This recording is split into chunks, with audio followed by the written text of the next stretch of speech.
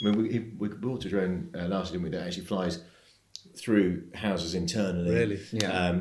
I mean, it's really exciting that we can. We've got one of our key photographers sitting right next to us here filming this. So Oh, we don't really? tell him too much about the expensive drone equipment. We'll send you the list. No, I was joking. But I love like that. Yeah, sure. And actually, love to hear if you guys want to ask each other questions or reminisce over, stuff that happened at the beginning. That We'll have our first fallout. I've got on that point, we haven't had a fallout, have we? No. I remember, so when we handed in our notice when we were at Struts, I remember one of the powers that be came to the office, just so you know, just because you're mates, working together could be a completely different kettle of fish. And I sort of thought about that and thought, oh God, I hadn't really thought of that. And actually, we genuinely have not had a crossword. No. And do you think they were saying that because they were trying to help you, or because they were trying to convince you to stay? I think it's. I don't think it's normal. That we've been in business almost 5 years and we haven't actually fallen out. We don't agree on everything, but we broadly have the same vision for what we're trying to achieve and how to get there. And did you discuss that? Is that because you're just naturally aligned, or because you set a vision? I think it was by almost luck that we sort of have our own specialities, as it were, and it's just all sort of fall into place. And so you've got different strengths that complement each other. I could do the accounts and the figures because I've been in a separate business before. I got into property quite late, and so I had some experience in that. I'm not. I quite like visual things and in terms of how things look, but I don't necessarily have the eye for detail or the attention for detail, which Ben has masses of. And so you ended up doing more of the sort of creative marketing side, the look and the feel, whereas I'd be doing, I suppose, the drier side of stuff with the numbers. If you flipped on its head and we did each other's roles, I think it would be a very different business. And so that just naturally happened when you realised that you needed to do some website design. It was like you were like, yeah, I like this. This is cool. Yeah, I've always loved that sort of thing, and I think I've probably I've got a bit of OCD.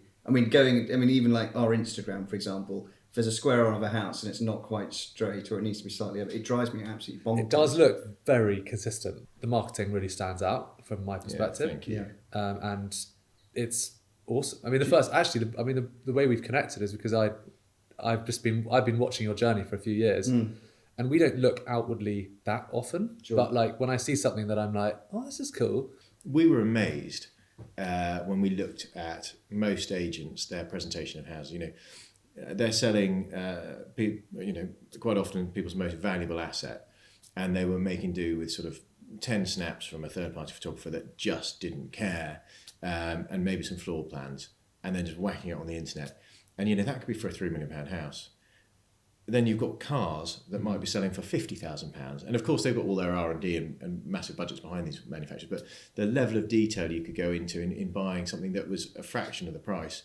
It just amazed us that people weren't taking the presentation more seriously. Yeah, we're selling a product that is cool, and there's a lot to shout about, and we're in a beautiful property now. There's a lot to showcase, and actually just taking a photograph from the corner of a room and thinking, well, that's good enough, it wasn't. Yeah. And there's also this lifestyle element that people are buying into, and I would say social media has probably enhanced that. I think people are always on social media looking at things thinking, gosh, I could live like that. So if you have a house that's got beautiful interiors and you can take a photograph of a fireplace square on, it's got lovely pictures above and lamps or whatever, the buyer's not getting any of that bar the fireplace, but they look at it and think, God, I can live like that. Yeah. And that's what they aspire to. So I think that's what we're majoring upon. It's not just the bricks and mortar, it is that lifestyle element as well. In the early days, we had a third-party supplier that would shoot our houses for us to this brief. Yeah. And they did a really good job. But what we found was they then started trying to sell this sort of that style to all the other agents, and of course all the other agents were quite keen to try and copy what we were doing, and so to protect ourselves from that, well, partly to protect ourselves from that, but also actually I think because what we wanted to do was have full control over the creative side and keep raising the bar. And so to do that without any sort of constraints with third parties, so we actually brought our own photographers in-house. So we've now got our own in-house creative department. So we've got a creative director who leads it, and they shoot every single one of our houses in this very specific style, which actually is now evolving, isn't it? And it's so exciting because they can go to a house and they will spend a day there. Equally, if they turn up to a house and the weather turns, it's not very good, they can go back. We can make sure we get it absolutely right. The fascinating thing for me seeing your properties is, I'm moving from London to the country to buy a lifestyle, to buy something. For me, I've got little kids. I want more space for my boys to play football. I want to walk down a track and go off for a walk and a pub next door. And the traditional photography doesn't capture that perspective. No. Which I think yours and your homepage does that incredibly well. Which I think is just that's just immediately visible. About actually, it's probably slightly less now, but certainly shortly after COVID and for a year or so after that, probably it was about 70% of all of our buyers come from London. Really? Yeah, and they tend to be 35 to 55 with 2 or 3 kids in tow. I mean, that's a very typical profile of buyer. And full time, moving full time. Moving a lot of them moving full time, Majority, and they might be commuting back into town 3 days a week. But often it's funny. You'll show them around a house, and you would say, "Why are you moving to the area?" And it's not necessarily what it used to be. Historically, was we're moving back because I grew up around here, or I've got family here. But sometimes they say, "Well, it's just a nice part of the world." And that's where they're buying into that lifestyle. So you've got to be able to sort of tell them about the local pubs, and they've got to understand what it is. But I am forever amazed when people do move to an area not really knowing it. But that's why when we produce our films for our houses, the lead agent, whoever is selling that house, they introduce the house to the camera, and part of that is part of it's introducing the person, but actually the most important thing is setting the scene of where we are, because a lot of these buyers actually don't necessarily know the bit of country that they're buying, and what they want to know is, actually importantly, how close is the train station, how quickly can you get back into town. It's about setting the scene, really. And actually, part of the reason we produce so much content, so we do lots of photography, we do the property films, virtual tours. Not only does it draw people in, but it means that if someone is sitting behind their desk in London, or they might be in New York, Hong Kong, wherever it might be, they can look at a property and get as much information as possible. And it means that when actually people are viewing, it's a well-qualified viewing. There's nothing worse than, as you'll know, you open the door to a house and someone walks in and says, "Oh, not what I was expecting," and they sort of turn around again in the car and drive off. But then you've got to have a very awkward conversation with your client explaining why the viewing only took 5 minutes. So the idea, by having all of this detail, I completely appreciate you'll never replicate a physical viewing, but you can get as near as possible to doing so. But I think equally as well, when they viewed it, they can get home and say, "Oh, I can't remember where that window was or where that doorway went." So it's really, really useful. And actually, anecdotally, we sold a house recently to a buyer who came over from Miami, and they knew the house inside out. Really? And it's a good sign that when someone comes in and they know where everything is, you're like, they like this. And it actually amazes me sometimes how much detail people really do go into. I mean, they know. I mean, sometimes you sort of don't really need to be there. They sort of know their way around. They know exactly when they've where read it is. everything. Absolutely everything. I mean, someone will come and do a viewing up in the Cotswolds or in Oxfordshire with us. A single viewing is going to take half a day minimum by the time they've driven out. But also because the houses we tend to be selling, they're not all enormous big country piles, but some of them are. They take quite a long time to have a look at. The presentation is a major part. The other massive difference with what we do compared to our sort of mainstream competitors is the low volume nature of the way in which we work. So, and this goes right back to the beginning when we were starting to set the business up, and we looked at where we were working, which was one of the sort of well-known national corporates, and the way they work, and in fact most agents operate in the country. They've all got high street offices. Every market town, every city, they've got an office. You were in Cirencester. I was in Pangbourne. It was amazing. Nobody would walk into those offices. We wouldn't get buyers walking into those offices. Yet you've got the huge cost overhead. The rent, the rates. It's got to be staffed all the time. And then all these big firms, they've all got their central costs in Mayfair of all places. With HR departments and finance departments, compliance departments. And the costs go through the roof, and they get split onto each individual office. So the offices we were in, the cost base would be huge, which meant we had to sell a huge volume of houses, and that's fine, and that's the way the model was set up. So, it's like the head of the office. We'd go out to win an instruction. We would probably then never go back to that house because we'd have viewing staff do all the viewings. You told me that before. That really baffles me. And we've sometimes been asked to help sell properties in the country, and we're like, I can't see how we can do that to the best of our ability. I mean, we need to be there. It was a real frustration of clients that you as the agent. Do clients know that when they? I don't think they do necessarily. They don't fully understand. I think they're probably rather surprised that with our old hats on, they've spent best part of 2 hours showing us the house, telling us all about it, and then when it comes to selling it, we're not selling it. I mean, ultimately, we can't get away from the fact we're salesmen.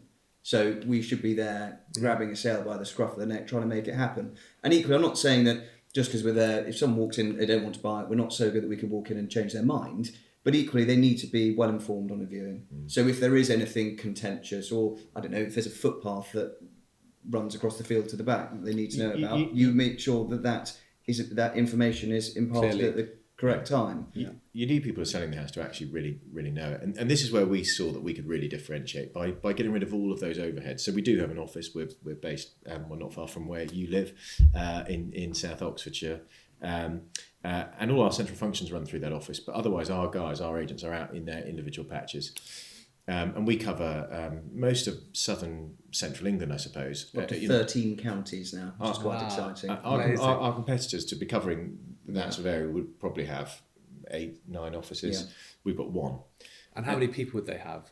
Well, they would probably have 5 or 6 per office. Yeah. So, 50, 60. But even with that, the main salesperson winning the pitch won't be going and doing the viewing. Well, no. And I wouldn't say not necessarily because each individual wouldn't want to. It's just because of the volume nature. They've got so many clients. So they're doing some, but not. Yeah, they can't do all of them. Yeah, I mean, we'll have both sold houses which we pitched for and probably never went back to ever again. Amazing. Which I find very strange. So for us, in London, that's just a completely foreign concept. But I get it because operationally it's tough. Well, you've got so many miles involved between each house. The houses take a long time to show. So actually, the way most of these offices run it is they'll have a team of 5 or 6 viewing staff who are sort of 0-hour contracts. They're not employed by the business. They are not incentivised to sell it in any way. Sometimes they'll know their stuff, but a lot of the time they'll turn up on the day of a viewing, knock on the door and go, "Oh, hi, I'm so-and-so. Do you mind if I take the viewing today?" And they go, "I just need to have a quick whiz around." So and then they go, "Okay, I'm ready to show the house." Now the problem is, the people who've travelled from London then come in and they come through the door and they go, "Oh, is the house listed?" "Oh, I don't know. I'll come back to you." And you go, "Okay. Why are they selling? Why are your clients selling?" "Oh, I don't know. I'll come back to you." Where's the local pub? Yeah. I mean, and so it's a really, really poor way to sell what is a really valuable asset. But beyond that, actually, we need to be able to, if we're reporting an offer to a client, we need to be explaining how they behaved on the viewing. If they walk around the house and say, "Oh, it's not really where I want to be. I wanted a new build. This is old, but I'm going to make an offer." Well, the first thing we're going to say to our client is, look, they're offering, but we don't feel comfortable they're going to perform because of what was said on the viewing. I remember this so vividly in my old role. I got in on a Monday morning and I had 2 people offer on a house, both at a very similar level, both cash buyers. I mean, you couldn't split them at all. They're both brilliant on paper. I had to advise my client on the best way to handle this. I hadn't met either of them. No. Wow. It's and you do get a sense on a viewing. You can show someone around who might say, "I've admired this house for years. I grew up in the village," whatever it might be, and you just. But also, you have experience to ask the right questions. Yeah. And so you come out of it with.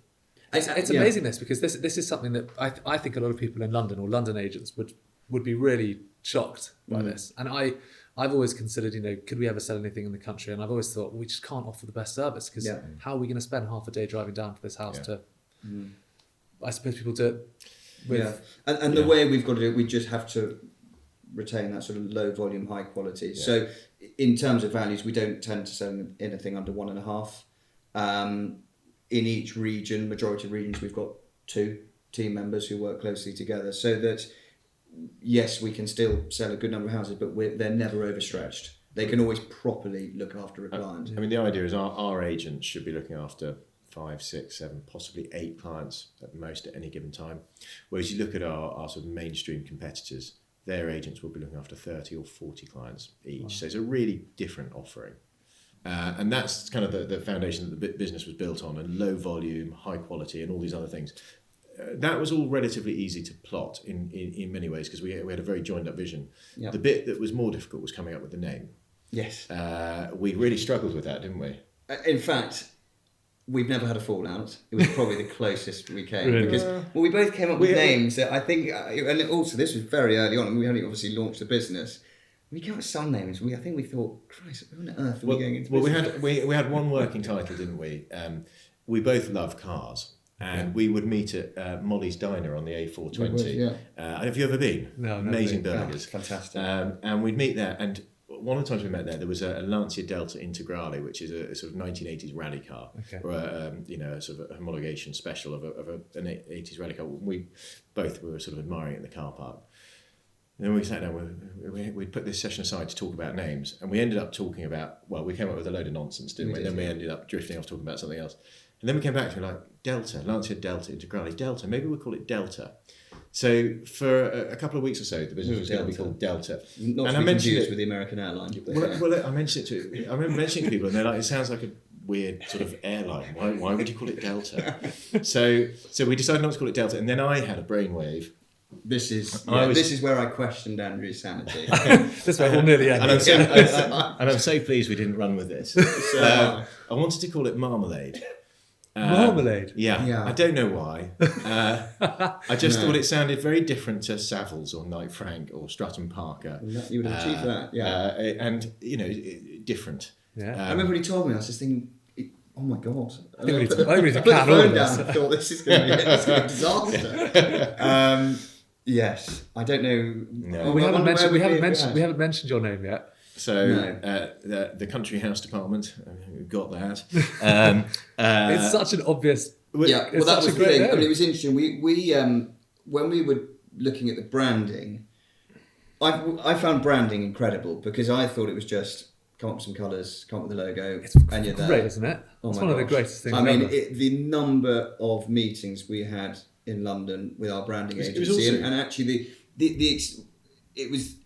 it was something we put a huge amount of investment, eye-watering amount into, because we thought, we've got to get this right. This is our shop window, and we'd been to see a number of agencies. We ended up actually going with the most expensive one. Doesn't necessarily mean they're the best, but they were seriously impressive and knew their stuff. And actually, what was very interesting is they hadn't worked in agency with property, so we thought, actually, they're going to come to it with a slightly different angle.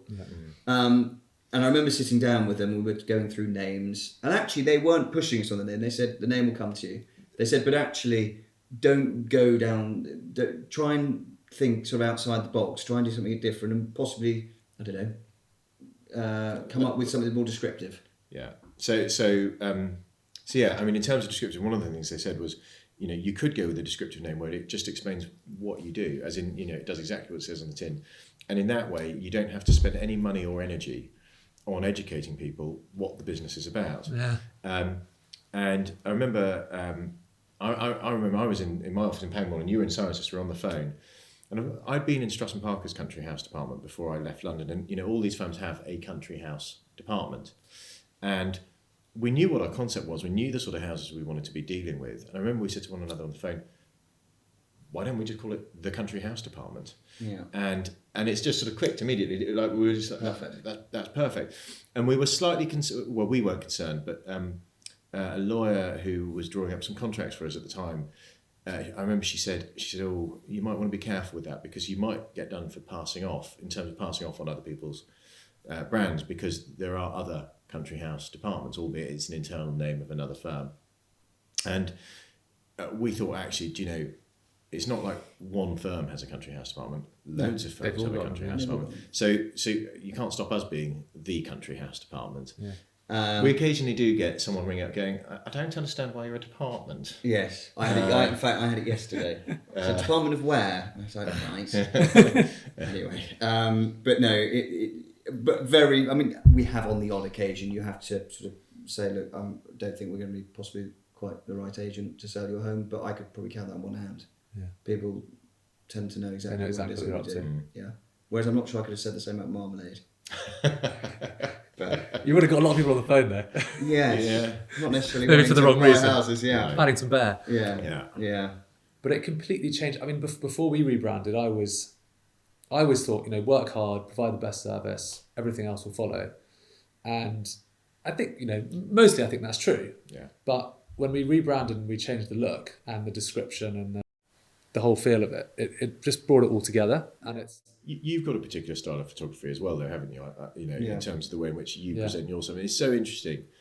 I remember, I think you might have picked the phone up to me when we first spoke, I think. And I remember it was only that morning someone had said, and we'd actually been aware of you guys, because, you know, looking at what other people are doing and just thinking it's really impressive and it looks really cool and fresh and modern. And actually the way in which you photograph all of your team members, you know, It's a bit- really smart.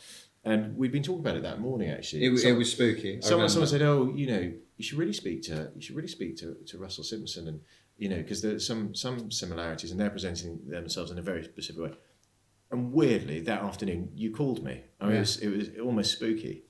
It was weird because I think I may have emailed you, and I don't know why. I'd seen your website again for like the 10th time over 3 years, and I just thought, do you know what? I've just got to write to these guys and say I love this. It's something I always think, though, as a brand, you've got to be looking ahead.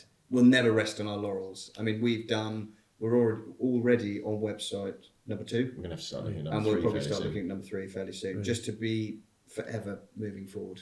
And not Well, I think being it's really important that, I mean, we're 45 years into where we're at, and the really refreshing thing to hear, and the lovely thing to hear that you might not be aware of, is when you start something new, you can look at all of the issues and all of the problems, and you can create something completely fresh on that day. Yeah. And on that day, it solves all of those problems. Yep. And when you're 45 years on, it's more difficult to change things. And the bigger you get, it's more difficult to change Yeah. things. And I think that, you know, the company that you guys came from and lots of other companies that we work with, is very difficult to, once you get to a certain scale, it's difficult to change things. change things. Absolutely. Yeah. And if you're thinking about the website constantly renewing it, I think it's a hugely beneficial thing, an important thing.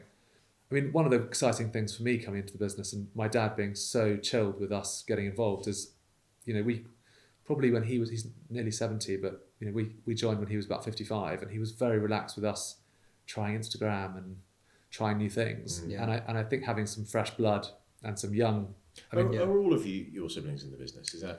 today, Yeah. all of us actually work there That's at amazing. some degree. The one that doesn't work there is there one day a week at the moment. Yeah. So 5 of us are there full time. That's incredible to have family working. I don't think I can work with anyone in my family. No. Well, and we have 2 cousins and my brother's wife. God, it's incredible. Yeah.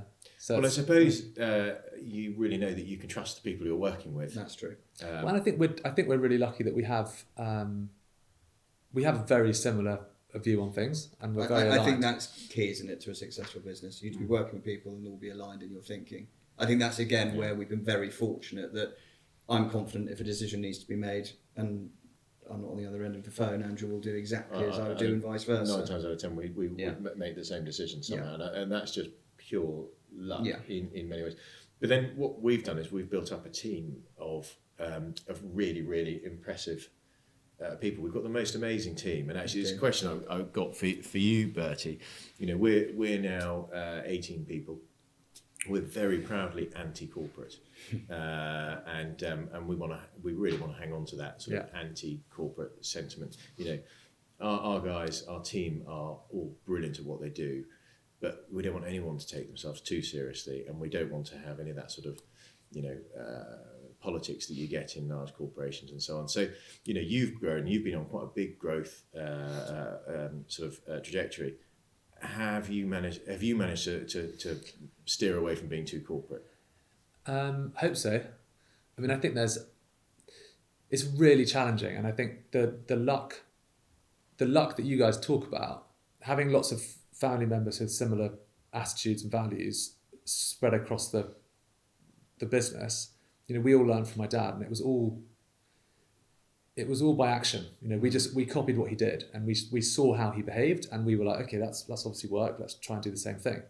And I think with so many of us, hopefully that's helped that. But we're getting to a stage now where it's something we're thinking a lot about, and we don't want to become. We've been starting to define what is corporate. You know, you don't want to be corporate, but what is that? Yeah. And I think there are some of the things that have allowed us to achieve growth and hopefully, you know, get better in the last few years is we've learned from good businesses and quite a lot of them are corporates. You know, Yeah, of course. The corporate businesses that are, and I don't know what the definition is, but a big business that's successful in our industry, there's a reason why they got to that size. Yeah. And they've done some brilliant things along the way. And there's a lot of systems and processes and communication and stuff that doesn't have to feel corporate, Sure. but is really essential to be able to run the business in a more consistent manner. Yeah, you don't want this. Yes, exactly. But it all has to remain professional, doesn't it, and slick. And you can still have fun with it. But Yeah. I mean, what we found is that with different offices, we found that people were going off and saying different things or writing different things, and all of a sudden the message starts to get diluted. Yeah. And I mean, interestingly, we met as a team. We meet every Wednesday morning as a whole team. We get all 18 people together, and we run through all the properties on the market. And there's lots of ideas being shared. And we will always say, right, what's everyone's views on the market? And it's nice because everyone's then aligned in their thinking. But it's lovely to have the team together because everyone gets on. We're very fortunate. We've got a very like-minded team, and we do have a laugh together. We often joke. I think when you say, when we're interviewing someone, we say, we're a fun team. I always think if you have to say that, it normally means you're probably not that much fun. That's one of our challenges actually, because we're so sort of, you know, in so many different geographies. You know, we've actually got someone very exciting starting soon. We're going to be covering Suffolk and Essex. great. Which is slightly separate. All of the rest of our regions do join up to one another, but you know, our team, they are spread out so far and wide, and it's very different to working in an office where you're sort of nipping in and out every day and seeing them. You know, it probably could be lonely for the wrong person, but you know, as agents, we're all quite social people. Yeah. And I think it's so important to have that camaraderie, and it's healthy to have people together. And you can often, I don't know if there's an issue with a sale or something going on, someone comes up with an idea, and it's just healthy to have those different ideas being thrown around the room. Because actually, I suppose you need the relationship to be able, for me to be able to call you and say, do you mind if I just, like, what do you think I should do with this? Absolutely. And even the most experienced person needs that. I mean, my dad's constantly coming to everyone in the team going, you know, what do you think? I think it's sense checking as much as anything. Sense checking, yeah. Just to make sure that we all know what the right thing to do is, or would like to think we do. But equally, it's just to say, look, you're sort of slightly on the periphery, but what do you think of the situation? Where do you think have you got a vision of where, you know, next 5-10 years? Vision. we've certainly got a vision for the next 3 years. Yes, haven't we? we do. Yeah. We'll never be the biggest. You know, no intention. We want to remain low volume, but we do want to scale the business, because actually what we've found is we've got a model that really works, and it's not just a case of, you know, working in terms of monetary sense or a business sense. It really works for our clients in terms of we are helping people sell their loved family homes and actually giving a really high level of service. And that is scalable, but it's not scalable in so much as, okay, let's say we're just going to concentrate on, I don't know, Surrey or Berkshire or Oxfordshire, and we're just going to try and own that area and sell loads and loads of houses there. Then we become mass volume like anybody else. So the way we grow and scale the business is actually by going into new regions. And so excitingly, we've got 3 new regions starting at the beginning of next year. Essex and Suffolk, which I mentioned. We're going to be doing Livington and the South Coast, and Guildford and going down into the Surrey Hills. Great. You're going to be. How many counties are there? We're quickly eating them all up. We are. But the important thing is, with this growth, is it's all about the right people. Yeah. I mean, we have been approached by a number of people historically, but where it works particularly well is if you take someone from who is very well experienced in an area, who knows the houses, knows all the clients, they can dovetail. They've got a following, exactly. So with new energy and a new brand, the combination's fantastic. To be done. Yeah, absolutely. Do you have any time outside of this for other hobbies, other things? What gets you going outside of this? It's not really much. Yeah, I've got to say actually, in the first, where are we now? Year about going into our 5th year. The first probably 2-3 years we did. I don't think there was a spare minute. I don't think we had much time, and we're in slightly different situations in so much as I've got a wife and 2. Well, they were smaller boys when we started. They're now 9 and 11. And so I've got all of the pressures that come with that and family life. And I think certainly the first 2 or 3 years were really tough in terms of, it was just the 2 of us to start with for a long time. And then we got an admin to come in and support us in the background. And then we grew a little bit. And so we were the main fee earners in the business for a long time. And then we got to the point where we decided we were going to start growing, but we were also still the main fee earners in the business. And it was probably last year and the year before, I remember having to get up at sort of 5 a.m, do a couple of hours work, drive the boys to school, then go off, do all these sort of viewing appointments, pitch appointments during the day, then come back, eat with Flick and the boys, and then have to go back to my desk again till sort of 10 at night. And it was like that relentlessly every day. It was absolutely shattering. I'm probably Gloucestershire's most eligible bachelor, or self-proclaimed. This is not a dating website, by the way. No, fine. I'm on the wrong one. But no, yes, there's probably been more than one girlfriend in the time we've had the business. I'd like to blame. I do somewhat blame it on the business, but maybe it might be just an excuse. But yeah, it's pretty testing. It's testing. Yeah, because you can't help. But I mean, this is our baby.